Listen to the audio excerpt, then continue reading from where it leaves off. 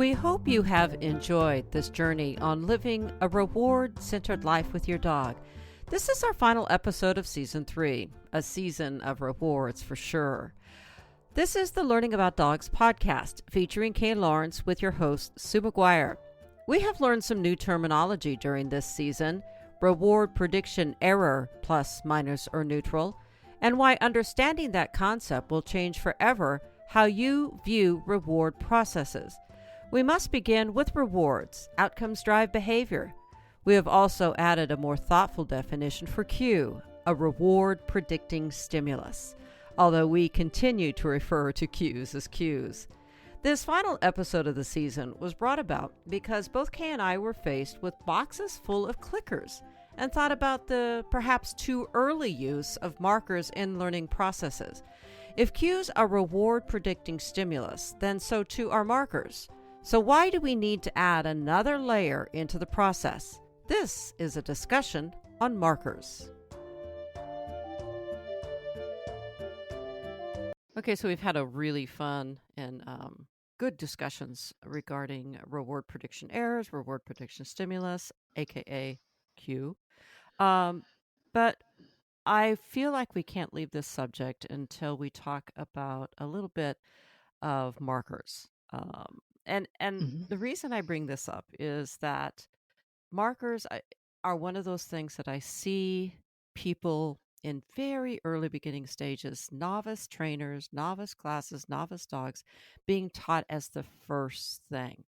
And it concerns me because I feel like if a marker is part of our reward prediction scenario, then timing of those things can be a real bugger for some people, most people. So are we wrong in overemphasizing markers? Is there a time and place for it? What's your thoughts on marker use? I think there's a danger of talking about one element of the process too much tends to make the process centric around that element. So, I do marker training, or I'm a clicker trainer. Actually, you're not. You can't be a trainer because you use a certain process, and the process, for the dog's point of view, revolves around the reward. Yeah. But even then, if somebody says I'm a reward-based trainer, you often find they just use food. They're not really engaging the whole category of what could be a reward, and checking whether it is actually rewarding for the dog or not. So to me, the center of it is the reward, because that's the center of it from the dog's point of view.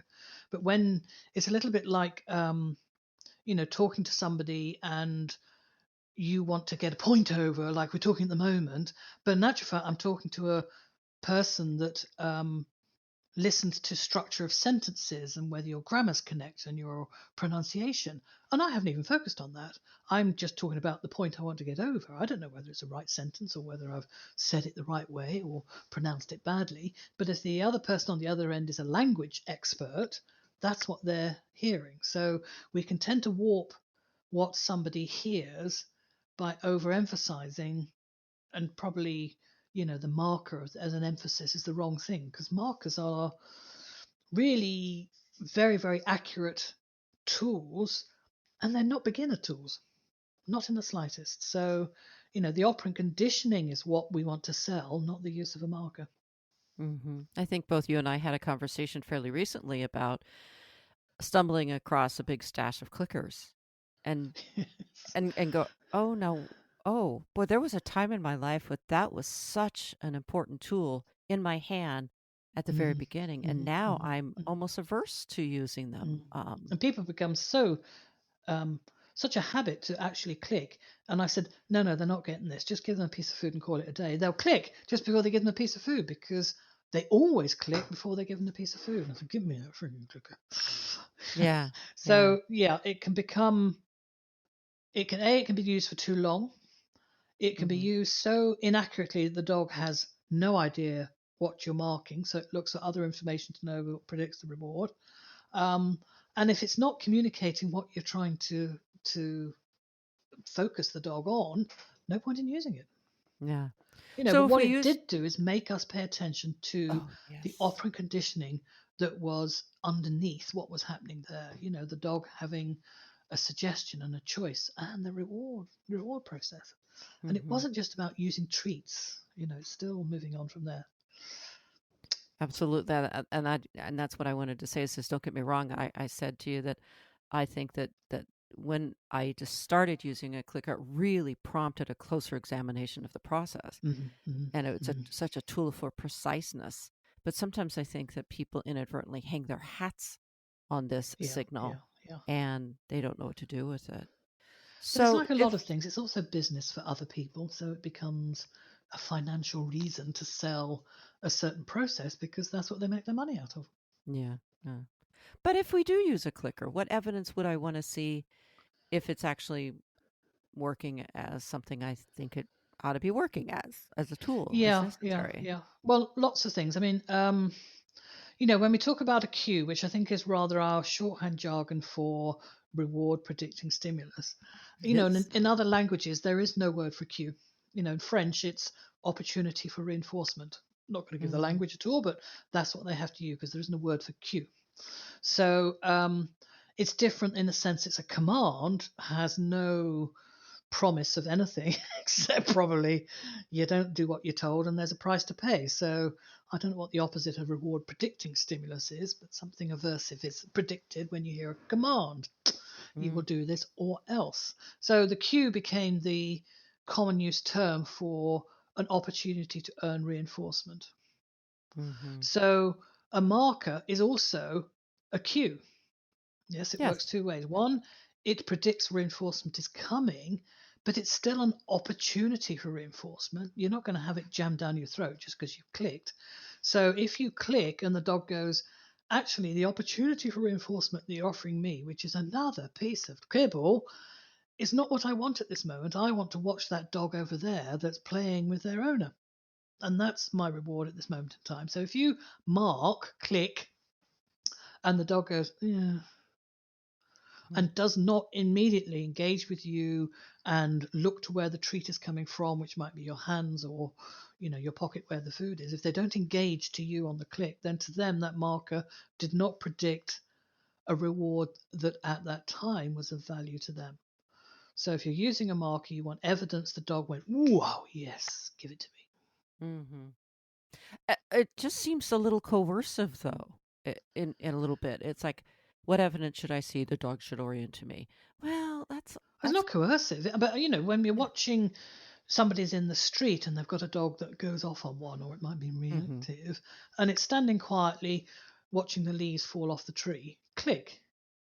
Now, at that moment in time, I would at least expect the dog's ear to flick that they've heard it. I want evidence that it's worked at a stimulus, their senses have picked it up, and the dog has gone, oh, that's cool. What are we going to do? They could just orientate to me and we're going to step over here and have a sniff at some conkers or walk this way. But if they ear flicks and they continue watching the leaves fall off the tree, at that moment in time, that is what the reward is that they're choosing to enjoy. Mm-hmm. So it's not As coercive that they have to look at me. If they don't want the reward I'm offering, that's fine. That marker was not serving as a predictor of something I was uh, offering. right, and you and I've had that discussion before about do you have different markers to tell a learner different rewards, and I just can't do that. I'm just not that We do, we brilliant. all do. We all do. Yeah. So sometimes the dog's looking at something in the distance and they suddenly orientate half to you. You let your breath out, you relax your shoulders. That just marked that behavior, Yeah. Yeah. or I can certainly raise my eyebrows. And as the dog does something, I'll probably relax my face. That works as the marker for her. If she's looking at me, oh, yeah, that's it. So, what is a marker is a predictor of reinforcement. That's what I'm delivering. You've just done something that tells my system to go and get that reinforcer for you, give that opportunity for reinforcer to you. Mm-hmm. The other half of the process is the dog said, oh, yeah, you gave me a marker, but I think what you're offering me is not really what I want at the moment. I'll go and do this instead. Mm-hmm. So there's 2 points to it. One, I'm saying you've just earned a reward from me. The dog goes, well, that's great. Where's it coming from? Or it could also say, you've earned a reward from me. And the dog goes, well, good for you. I'm going to sniff this. So it's like, hey, do you want to come to dinner on Saturday night? There's your reward. No, we're going to so instead. No, it's not reward. The reward is perceived by the behavioral reaction it induces. Right. And I And if your love, marker, which is a predictive reward, does not induce a behavioral reaction, then it wasn't a marker. yes, yes, It wasn't thank a you. marker. Right there, right there. And then dog selecting the relevant Oh, marker, but I I think is clicked. an, Good for oh, you. Did that make your thumb feel better? It's just a sound. Yeah, it's just a yeah. sound. Yeah. I think what brought this up too is I was having a conversation with another mutual friend of ours, and she was at an exotic animal park, and they were working with animals that she just knew they had no awareness of clicker training, so to speak, or the awareness of what a click means. And she says, "Oh my lord, they were just clicking, clicking, clicking," and these and dingoes and wombats were just like whatever, Yeah. and Yes. Yes. and she, Good for you. and it just cracked her up about this over reliance Yeah. on Yeah. this magical signal that the exotics of trainers have decided is the end all be all, as Yeah. opposed to using their Yeah. observation skills. Yeah. Yeah. And also, I forgot what I was going to say then, but if you're using this clicker all the time, it's probably blocking you from using other ways of communicating. So how many Mm. people go, oh, I can't stop training, I haven't got my clicker. Well, we'll do fine. Yeah, I remember, Alex with the horse training, she couldn't understand why she's a clicker because you need both your hands free around the horse. Fair enough. And she was trying to click one of my collies doing something, but it was happening so fast. She could do 26 a minute. 26. Do it, get some food. Do it, get some food. A minute. And I can tell you, after a minute of doing 26, the muscles in your mouth start to ache a bit, So, but yeah, I mean, I've made that mark to somebody at the checkout for doing something for me, So, yes, I will go, oh, nice, cool, Yeah. And if with people, if they're doing the right thing, my feedback is cool, Yeah. that's on the right thing. That's a marker. So Yeah. it's feedback. The marker is feedback that you're doing the right thing. What it actually represents is decided by the recipient. What it actually indicates is decided by the person who delivers it. Hmm.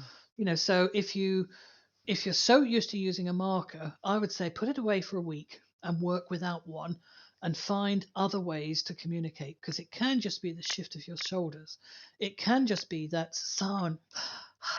Yes, the out Hmm. breath, the in breath, my mother had an anti-marker. It was called sucking of teeth. She could do that and with a cigarette at the same time, So, Yes. there's it's about communication. And for Hmm. people that might have been 20 or 30 years ago, be able to go, good dog, good boy, pat him on the head, that marker was a revolution to be able to say, you can use this instead of show any emotion or give affection to your dog. Oh, wow, that's useful. But the dogs Yeah. have always been looked for any signal that tells them that there's an opportunity for reinforcement. And there might just be the flicking of the ear of the rabbit in the grass. That is a signal to them that there's an opportunity for reinforcement. Hmm.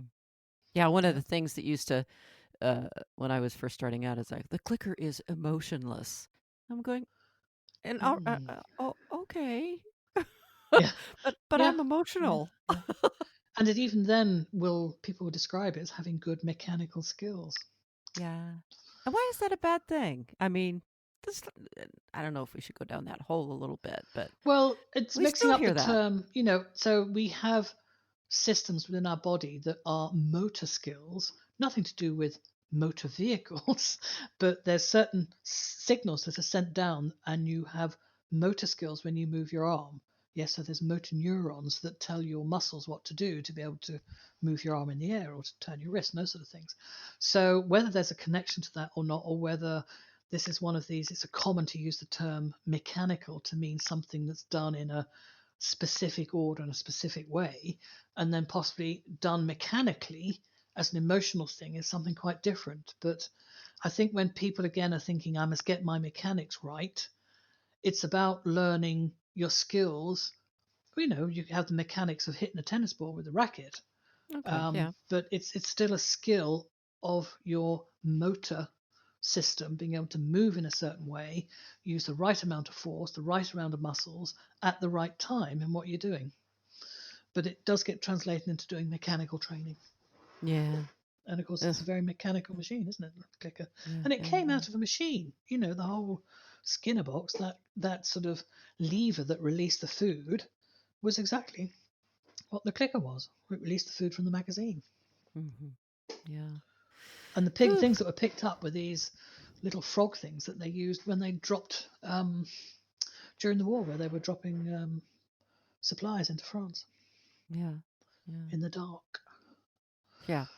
I can tell Oh, you though, it works at an arrivals hall in an airport. Crowds and crowds and crowds of people, and you're trying to catch somebody's attention that's just flown for 12 hours and they're just coming through with their luggage, and they're, oh my God, just give a click and you can see their heads immediately rotate to it. If they knew what a clicker was, nobody else did, but they knew exactly where I was when I clicked. uh. Did you do that to me? No, I can't No, remember. this was when Karen and Gail came over, and I thought, you know, hundreds of people. The very early in the morning at Heathrow is like something like 20,000 people are coming in through Terminal 3 at the same time, and it was heaving, absolutely heaving. So I clicked, and the heads just swiveled together at the same time. That's a clicker. We know that noise. Yeah. So the anticipation or memory of the reward will begin the minute the cue is delivered. Hmm. At that point, we have motivated the dog to complete the behavior attached to that cue, which is followed immediately with the marker. So that's where I wanted to ask, the moment the cue is delivered, if we're considering cues to be reward prediction stimuli, that's where I thought perhaps markers were an unnecessary layer. Well, Are how they? how would you tell me a behavior that you would give a cue to? The dog would do it, and you'd give a reward. So, what cue are you going to give? Well, let's say using your example of Merrick spinning, Okay, spin, spin. twirl, right? Spin. Oh, now, even if I say to you, I can say an event that you enjoyed, and when I said that word, cruise in Alaska, Mm. you're just going to get a little frisson of, oh yeah, that was fun. Oh yeah, Yes, that that was was fun. good. I remember that being good. So that word will stimulate a memory of Yes. the pleasure in association with hearing that word. So when I was Hmm. teaching her spin, it probably came just after she swallowed a treat from the previous behavior. Yeah, so spin goes with food. Oh, yes, spin. Now, which was spin? Was it left or was it right? She gets it right and she gets a reward. Hmm. But the question is, how could you not have a marker? How could it not be something that predicts the reward after she's done it? Uh, So, cue, yeah. spin, whoosh, round she goes. In fact, I'm teaching her a new cue for spin, and it's so I blow at her. She spins. Looks like I'm blowing her away. Yeah. So she spins. She Okay. comes round, Okay. and I go for the reward. Something's got to happen when she's done it that tells her she's going to get a reward. That's the beginning of the reward process, is the marker. So Okay. even if I turn my head to look at the treat pot, if I raise my That's shoulder to lift my arm, if I lean forward to breathe, if I go to touch her, every one of the movements I do when she's done that behavior acts as a marker, because it yes. rewards. Even if I turn to the fridge and put my hand on the fridge, that is a marker, because I open the fridge and get a treat out. So the question is not which marker, using a clicker. How could you not use a marker? How could there Exactly. not be a marker? Whether you are aware of it or not is a completely different thing. But how could there not be a marker? Yeah, and that's the nut of it right there. Is this if when we put clickers in our hand, it got us much better at observing the whole process. When we put the clicker down, we're not paying attention to the rest of the Yes, yes, process. yes. Yeah, It's not yeah. all about the behavior, it's about the process. And we hear the same thing with, when somebody's shaping a behavior. Oh, there's no cue for the behavior. There has to be. Nothing's going Yeah. to happen without a cue. But often when they're going to, oh, well, I'm not going to put it on cue yet. I'm not going to put it on cue until I've finished it. It's already on cue. It's on a work in progress cue, if you like. It's you sitting down. It's you with the treat pot. It's you here. The cue is often the repetition of what you've just done before. There's always something that rewards the potential of earning food. Right. Right. It can So be it's not a question of layered. what you're going to use. It's going to be there whether you're aware of using it or not. Mm-hmm. And dogs Yeah. study us all the time. So, if you come down in the morning and you're going to have your tea or your coffee, you might go and fill the kettle up so you can make your cup of tea. Well, the dogs watch that. They go, oh, yeah, when she picks the kettle up, she takes a step to the left. Then she turns that thing that produces water. And then she stands there and thinks about it for 5 minutes. Now I'll go and say hello. Because until she's had that coffee, don't go near her. Forget So about they it. learn all these patterns. Of course, Mm-hmm. they learn your pattern that predicts food's coming, Mm-hmm. affection's coming. In actual fact, because I always used food with Mabel, which was Merrick's predecessor, so she would have been the dog that we used a lot of clicker training with. If I tried to give her affection instead of food, it was get out of here because affection usually meant I was finished training. Oh, yeah. And she would Yeah. jump back like a shot with electricity if I put my hands towards her to give her a fuss. I don't want to Mm-hmm. finish training. I want to carry on. Mm-hmm. Yeah. Yeah. So, we can end up, we have reward prediction markers and we have prediction markers. Interesting. Yeah, it's a lot of language. I just am curious. I'm just fascinated by the process of if there's things that I can eliminate from my standpoint that I think is probably unnecessary for me to do because my dog has perceived something else in the process, then my job is to just say, "What are you perceiving in the process?" But it's the understanding of the process. Often you have to give somebody a structure to be Yeah. able to understand the process. So you give a signal, there is an event that happens that works as a stimulus, and as a result of that, a behavior happens, and as a result of that behavior, something that gives the dog pleasure occurs. Mm-hmm. That's operant conditioning. Oh, Yelled. right. All That's how it right. works. There's everyone's sitting down watching football, and the dog comes in and stands in front of the television. Oh, get the ball, throw the ball, get him out of the way. The dog has just worked out when they're all watching football, he'll recognize the sound of that. I can recognize the sound of that. Nobody pays attention to me. If I Yeah. stand in front of the TV, everybody pays attention Everybody's to me. looking. How reinforcing is that? Ooh. Oh, And clever. as a result of that, I get a toy Exactly. and it will Yeah. repeat and again. Oh, yeah. So it's understanding this cycle that these rewards are driving all these behaviors and they're driving all that cue seeking. Yes, where's my opportunity for food in this environment? Where's my opportunity for pleasure here? So the dogs are always looking for something that contributes to their survival and their pleasure. Well, so do we. Yeah. Yeah. Sounds like we threw out the clicker with the bathwater, but that's not certainly what we meant to say. I mean, time and place. I mean, Yeah. when's the last time you picked up a clicker, just out of curiosity? Um, when did I? Yeah, cleaning out that bag of clicks in the garage. I'm thinking, oh, I'm going to get rid of these. Um, I think I was teaching Zip to do something now because she's so fast at what she does, and I didn't want her to look at me. Excuse Hmm. me. So she was doing something out there, and I wanted her to be behind me when this is happening. So I thought I really need that sharp order marker. Let's go and find a clicker. Mm-hmm. And that was only a couple of weeks ago, but it's certainly not a standard. I can't train unless I've got my clicker. Yeah. And even when we're doing the cup on a stick stuff, there was no benefit in hindsight to adding the clicker to it. As soon as that cup started to rotate to deliver the food, we knew we'd got a marker. We didn't need Mm-hmm. the audible one because the dog's got the visual one. Yeah. Yeah. Interesting. I think we are going to scare people by saying, well, we're not going to say anything. You guys can do anything you want. Of course you can. At the end of the day, it's about communication. If you Yes. if your dog understands what you're blathering on about, on it, yeah, stay with it. Yeah. Yeah. If you're getting what you want and the dog's happy and it's a benefit to the dog, it's working. Mm-hmm. Doesn't mean you have to reinvent everything. Just increase the awareness of what might be acting as a marker. I do have an anti-marker. I remember sitting down just a couple of days ago on the sofa, food on a plate in front of me, which is unusual when you've got Gordon setters. One doesn't often do that. And Merrick decided to sit on the sofa next to me and looked at the sandwich, looked at it coming up to my face, and sort of just shifted her weight. And all I had to do was roll my eyes sideways at her, which was the marker. Sit back, because you're not getting any of my dinner. Is it? Yeah.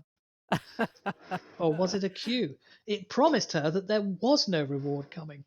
Yeah, well, you can get yourself twisted into little tight knots with this Mm, stuff, can't you? It is fun, yeah, though. yeah, It yeah, is fun. yeah, yeah. Yeah. I can remember years ago somebody asking me, "Do you ever tell your dogs no?"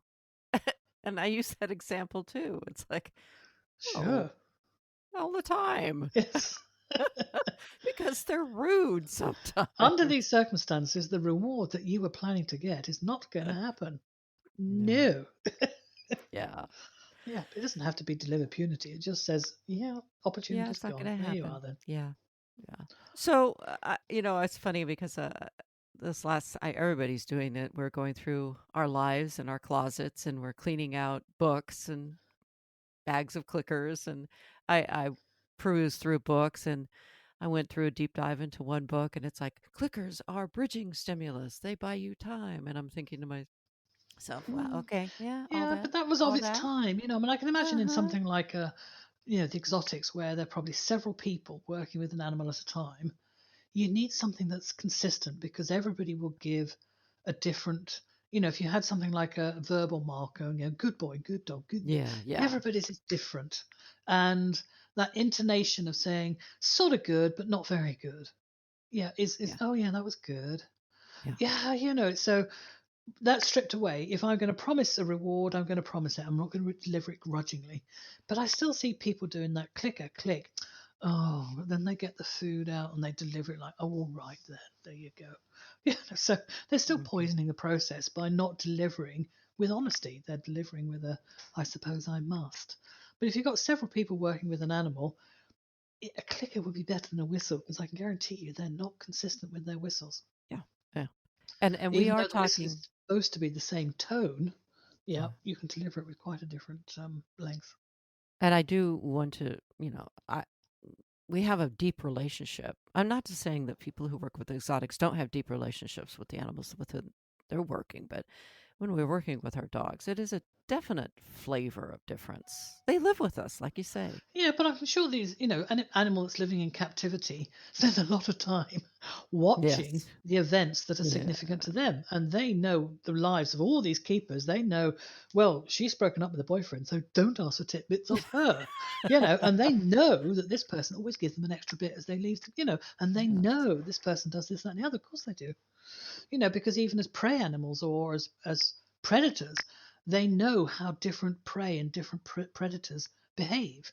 There was that video we saw of it'll mean something in the States, and there are something like deer grazing in a big open meadow on a mountain, and the wolf pack walks straight through the middle, and the deer don't react because they look at the wolves and they go, they're full.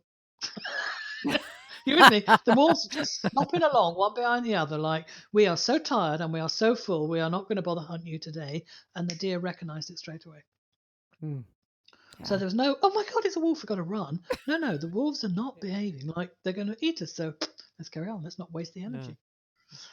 It's like, so, Ah, they're all studying us all the time, but possibly that drilling down of using the clicker or the whistle helped us be more consistent in not just I'd like to give you food, I might give you food, and that was quite good.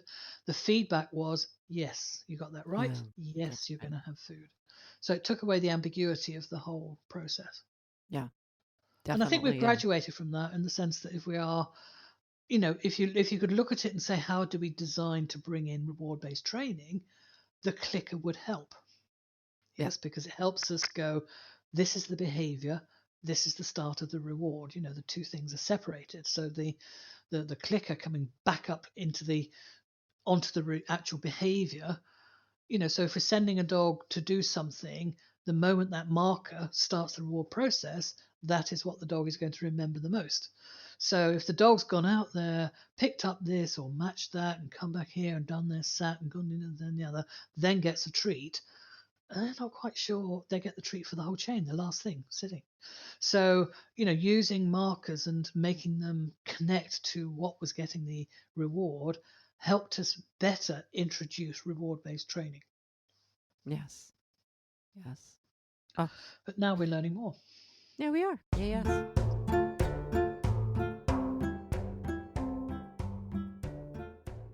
That is a wrap on season 3 of Learning About Dogs. Kay and I are going to be spending the next several months getting to know new family members. For me personally, it's a time to pull back from sheltering duties and focus more on teaching and consulting. Online classes are listed in the episode notes. Reward Skills is an ongoing, accessible online class through learningaboutdogs.com. We have enjoyed hearing your feedback. Remain safe, smart, and live a reward-centered life with your dogs.